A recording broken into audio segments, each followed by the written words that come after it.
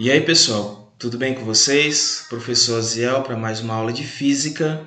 E agora vamos falar sobre equilíbrio dos corpos, ok?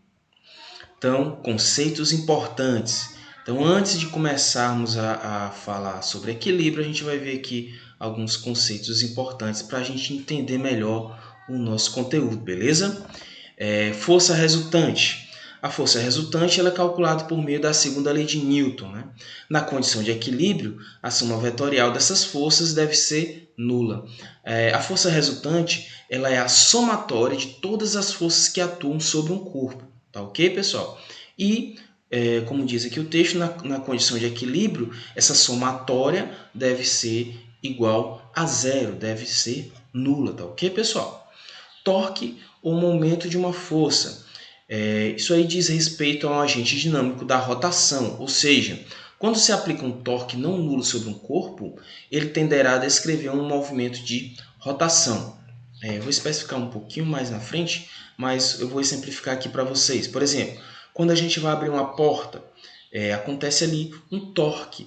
Essa porta, digamos que está aqui a porta e ela é presa, fixada numa parede, ok? Então, quando você vai ali na maçaneta e vai abrir a porta, ok? Aquela porta faz um movimento rotacional, certo? Então, você aplicou uma força em um ponto que tem uma certa distância daquele ponto fixado ali, tá ok, pessoal? Beleza?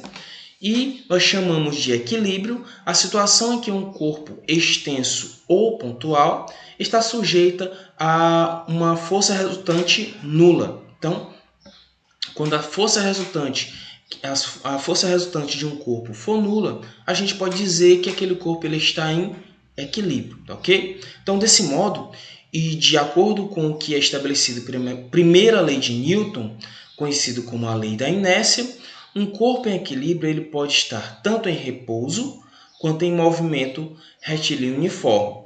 Então, situações que são chamadas de equilíbrio estático e equilíbrio dinâmico, respectivamente.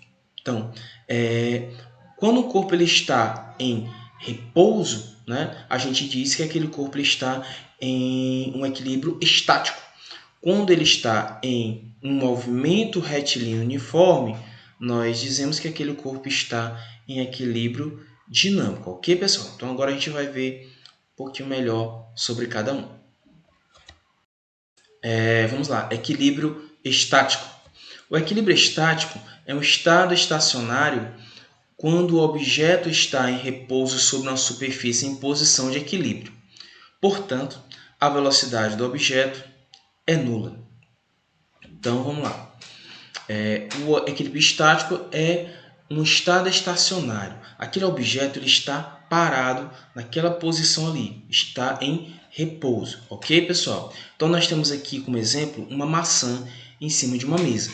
Perceba que nós temos duas forças atuando sobre essa maçã aqui, uma força normal e uma força peso, ok? Nós sabemos que a força normal é uma força oposta à força peso. Então vejam só que a força peso está no sentido para baixo e a força normal no sentido para cima, certo? A força normal e a força peso, elas têm o mesmo módulo, ou seja, a mesma intensidade. Como elas estão em sentidos opostos, né? Uma força anula a outra. Uma força tem um sinal positivo e a outra força tem um sinal negativo. Como elas têm o mesmo módulo, a mesma intensidade, o mesmo número, né? Quando a gente for fazer a somatória dessas duas forças, né? Vai dar um valor zero, certo? Então, digamos que essa maçã tenha, sei lá, 50 newtons de força-peso, ok? A força normal também vai ter o valor de 50 newtons. Quando a gente fizer a somatória, como uma delas vai ter um sinal negativo, né? Digamos que a força normal seja um negativo e a força peso positivo. Então, quando a gente faz a somatória, 50 menos 50 vai dar igual a zero, tá ok? Então, nós dizemos que esse corpo, no caso essa maçã, está em equilíbrio estático. Agora, equilíbrio dinâmico. O equilíbrio dinâmico ocorre quando a velocidade do objeto é constante. Sendo assim, o corpo realiza movimento retilíneo uniforme por percorrer a mesma distância em intervalo de tempos iguais, né? Intervalos de tempo iguais. A aceleração é nula. Então vamos lá. Esse carro, nós temos aqui um exemplo de um carro, ele está em movimento, em um movimento retilíneo uniforme, ou seja, a sua velocidade é constante, certo? Como a sua velocidade é constante, não há aceleração, tá ok? Não há aceleração. Nessa situação, né, onde o corpo ele está em um movimento retilíneo uniforme, certo? Sem a presença de aceleração, ou seja, sem variação de velocidade, nós dizemos que esse corpo está em equilíbrio dinâmico. Tá ok, pessoal?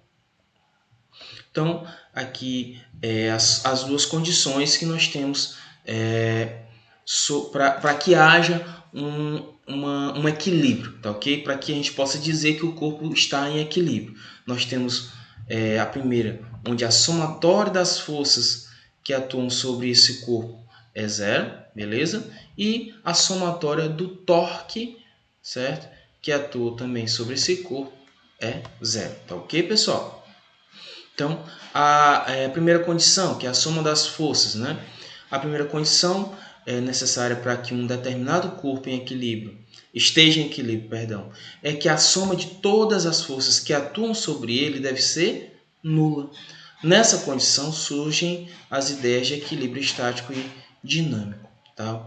Então nós temos aí um corpo, né, representado aí por um quadrado, onde esse corpo ele tem 4 forças atuando sobre ele. Nós temos aí 2 forças na vertical e 2 forças na horizontal.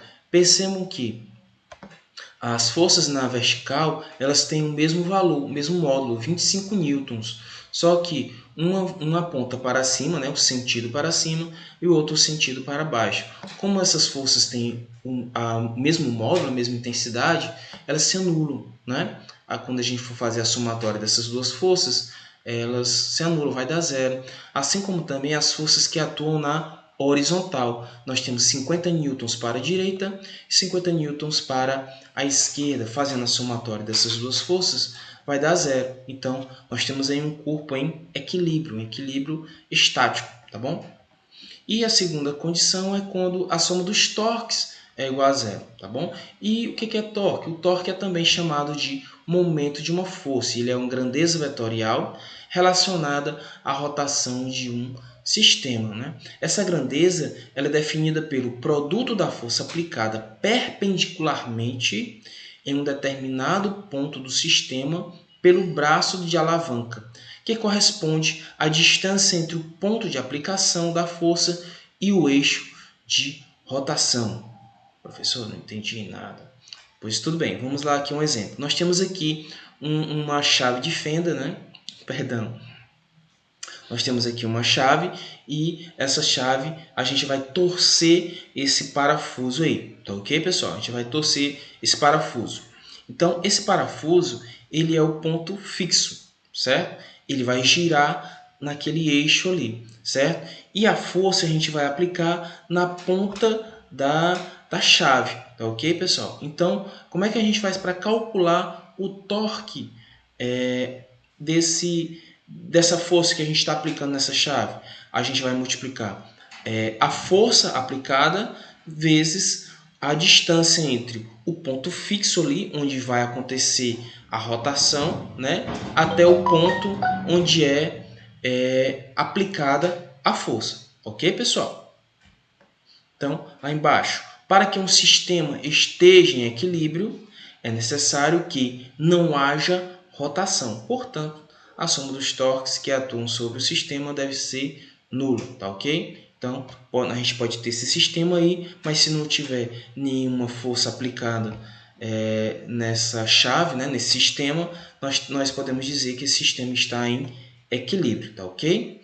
E nós temos também alguns tipos de equilíbrio. Nós temos 3 tipos: o equilíbrio estável, o equilíbrio instável e o equilíbrio indiferente. Eu coloquei aqui como exemplo de equilíbrio estável esses bonequinhos de João Bobo, tá ok? Acho que vocês já viram, já brincaram com algum. E coloquei aqui como um tipo de equilíbrio instável um peão que está girando aí sobre o seu eixo. E coloquei como um tipo de equilíbrio indiferente essa bolinha que está em cima desse campinho, desse plano. Então vamos ver melhor o que é cada um desse tipo de equilíbrio, tá?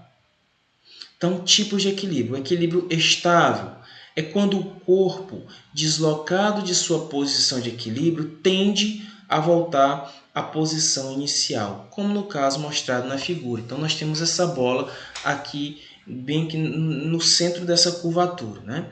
Então, aqui nesse meio, na posição onde a bola está, ela está no seu ponto de equilíbrio. Se eu pegar essa bola e deslocar e colocar ela aqui em cima, ok?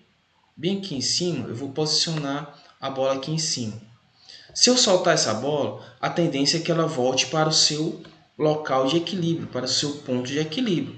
Entenderam? Da mesma forma, se eu fizer aqui para o outro lado, aqui para a direita, né?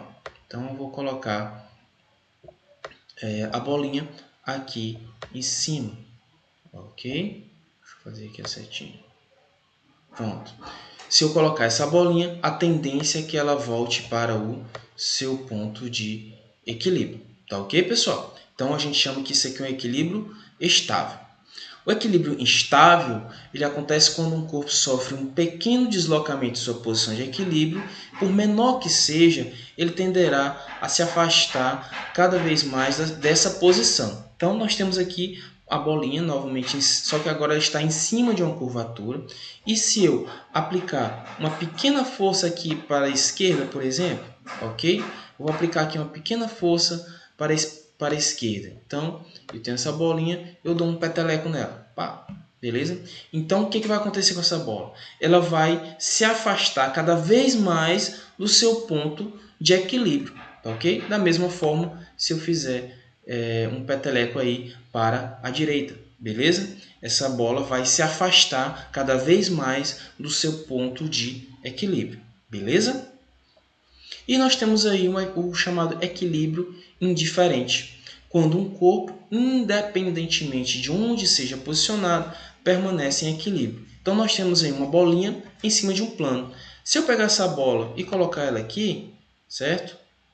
Nessa posição, certo? Digamos aqui nessa posição A, né?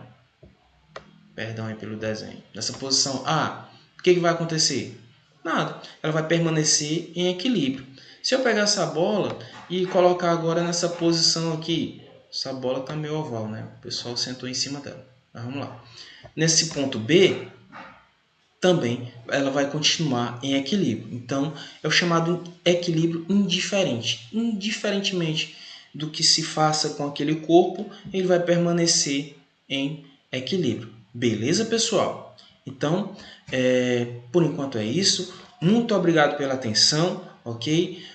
Equilíbrio na vida de vocês, né? É muito importante que a gente tenha equilíbrio em tudo, né? Nas nossas ações, na nossa vida, enfim. Em tudo a gente deve tentar equilibrar, até porque a natureza ela sempre procura equilibrar as coisas, né? Nós temos o positivo e o negativo, nós temos o polo norte e o polo sul, então é assim que é na natureza e é assim que a gente deve também agir na nossa vida. Então, tchau pessoal, muito obrigado mais uma vez e até a próxima.